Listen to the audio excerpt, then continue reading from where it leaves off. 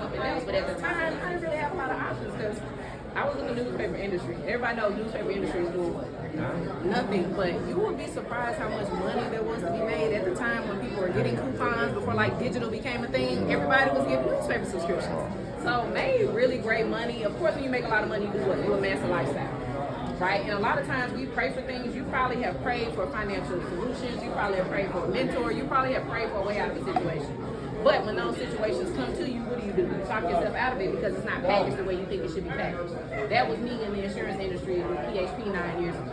That's why you heard me talk about on stage, I humble Sheena. Because that was the honest God true story in my heart. And I'm so glad Sheena just didn't say F you. I wouldn't even be standing here today. Probably trying to figure out something else, right?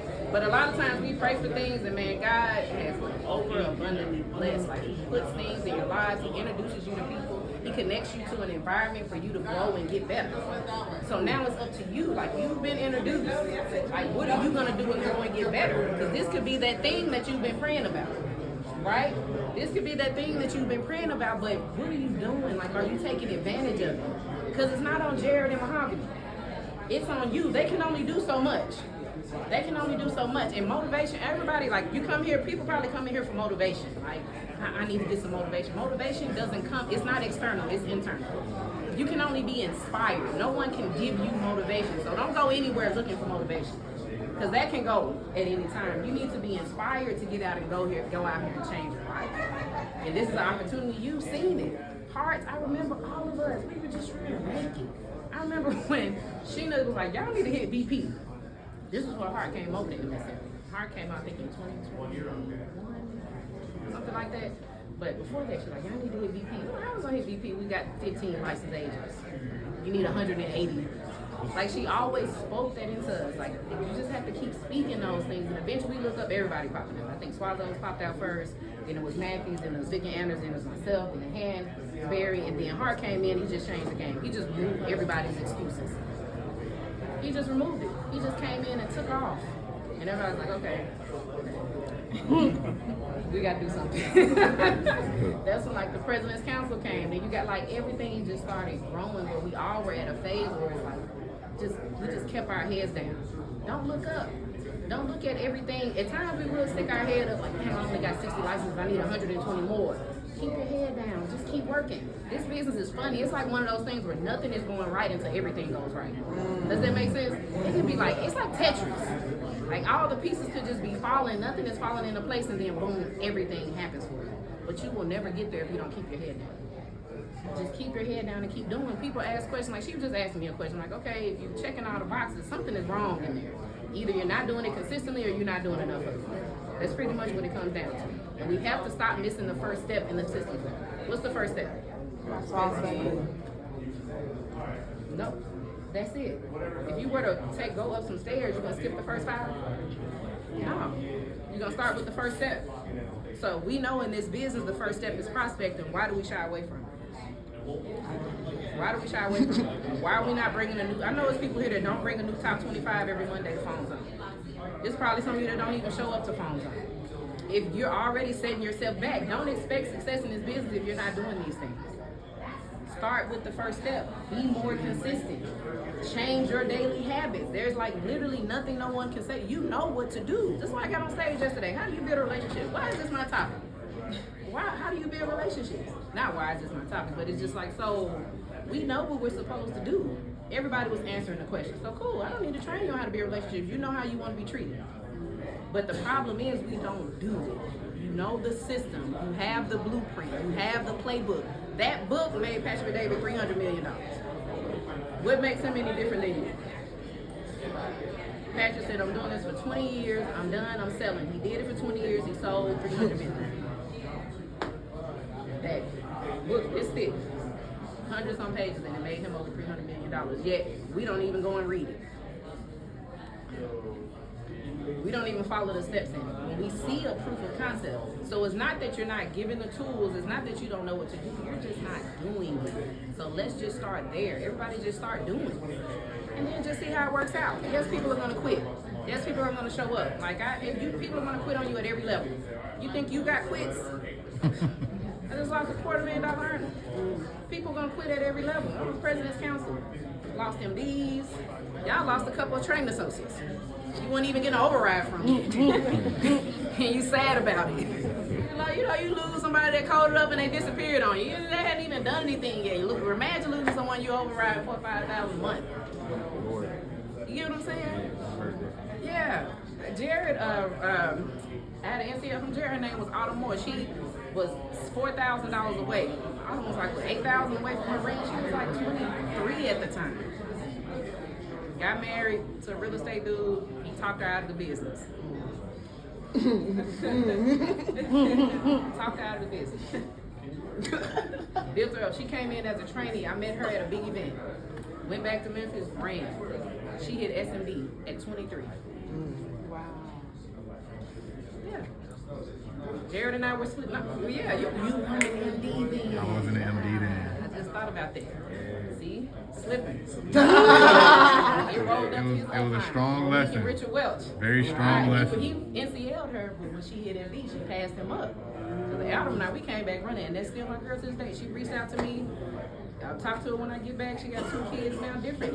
It's people have their transition. I'm just here to give people grace. That's what you got to get good at. Hey, I don't get involved in domestic situations. That's not me. But I just give people grace to do what they want to do.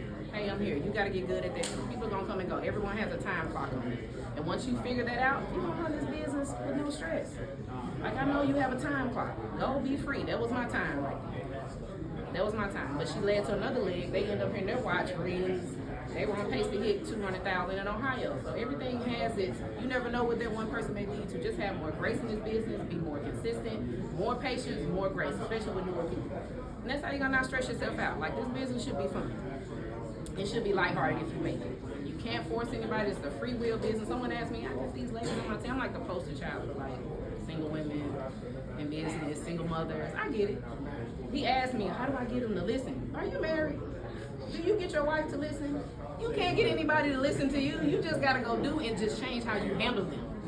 That's all it is. Like, that's literally all it is. So just know, people are gonna quit. People are gonna transition. Everyone has their time. You just get good at bringing in more people because it's just a revolving door and just having more patience with people that you bring. And don't let it stress you out. Like, how do you feel like you balance it as you're scaling with your kids? I just bring them. There's not a balance. My 2 older kids are in college now, so that was different. But at the time, they were doing things. Ashton, I killed 2 birds with 1 stone. Like, the last 2 recruits I got was from going to the park with him. Like, literally, I talk to parents there. I go to his kickboxing. You just intertwine it. Yeah. Why are you asking that question? You don't have kids. I know, but I mean, like, what the hell? That wasn't for her. That was for y'all. I got like 2 minutes.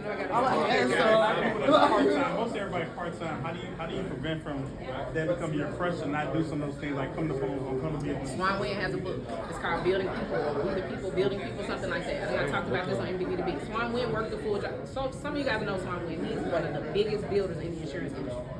Right? So he would say in this book, every time that I wasn't working, I was working my business. So you have to ask yourself, it's 8 hours in a day. You sleep 8 hours, you work 8 hours, what are you doing the other 8? The problem is that other 8, you're probably Netflixing, you're on social media, you're not doing things to build your business. On your lunch break, are you making calls to follow up? Like, and then you have to be more strategic. Plan your day the day before or plan it on Sunday if you know you have to work all week. That's another problem too, you're winging it every day. And then when you get off work, you're too tired to do anything. So it's not a matter of you being part-time. You just not, okay, you got to cut out some sleep for now. It just is what it is. You got to cut out some times with other things. Swan Wynn said he missed a lot of birthdays. He missed a lot of things to build his business. His wife was frustrated with him. His kids was frustrated with him. He's like, hey, I got to do what I got to do. Are you willing to make that sacrifice? It's only 24 hours in a day. You can't make more hours in a day. You just have to be better with the time that you have. You can't get off and be like, oh, I'm tired now. Nah, it doesn't work like that. You guys have heard this before. You can't give your job more hours than you give in your business. It's the same scenario. So you mentioned like needing to grow in your business. What was the first 2 things you did to understand yourself more? Because it starts with like you have to like just reading more. I just read more. And a lot of these books, it puts you in front of you. Like a lot of the things that people have dealt with, you deal with. That's why they tell us to read more. Every book, and if you notice, every book of the month with PHP is about what? Leadership, mindset, identity. Why do you think that is? We've never had a book about IULs. We've never had a book about how to sell terms better. They're always about mindset. Patrick and David gets it. If you don't fix that and control that, nothing else will flow. Are you really reading the books of the month? Start there. So more reading. That helps with your identity. I just start reading more. Yeah, I just start reading more. What was your biggest leak and how did you overcome it? And what's the leak that you haven't overcome First, yet? initially, it was prospecting, just talking to people, just knowing that I got to do more of it and not trying to hold on to one person. Like, oh, I got this person. No, that person's going to be gone. Just knowing that this is a numbers game, that was my biggest leak. What's one you haven't overcome yet?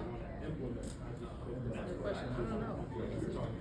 What I haven't overcome yet. Now, you know, at different phases, now it's like more so now leading an organization independently too. So it's just learning the different workings with that. But all I'm thinking about is I got to go out here and win more. I have to lead by example.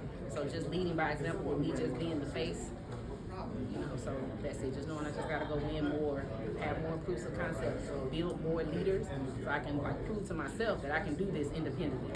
So it's just more so proving to myself, not talking myself out of it. So I would say that's what it is. What do you kind of like tell yourself whenever things are gonna get tough, not so you're kind of slowing down to keep you motivated and keep you going? Yeah, so I'm not a big self-sabotage type of person. I know some people are, and I kind of don't know how to. I've never been a self-sabotage, just like a just get up and go. I don't give myself time to sit around and self-pity. I've never been a self-pity person, even as a kid. Let me tell you why. I ended up in Memphis, Tennessee in 2001. I was living in St. Louis, Missouri. I got off a school bus. And I saw, we lived in these apartments in St. Louis, Missouri, right outside of like a mall there. I was getting off the school bus, and in my stomach, I see a bunch of stuff outside, right? I just knew it was our stuff. I didn't even want to walk over. I was so embarrassed. You got your friends getting off. I'm going slow, kicking rocks, like waiting on them to go in the house. Before I walk over here, it was our stuff. And my mom was out there. She had a 2-door purple Sebring. She said, "Two, don't call me that. That's my nickname."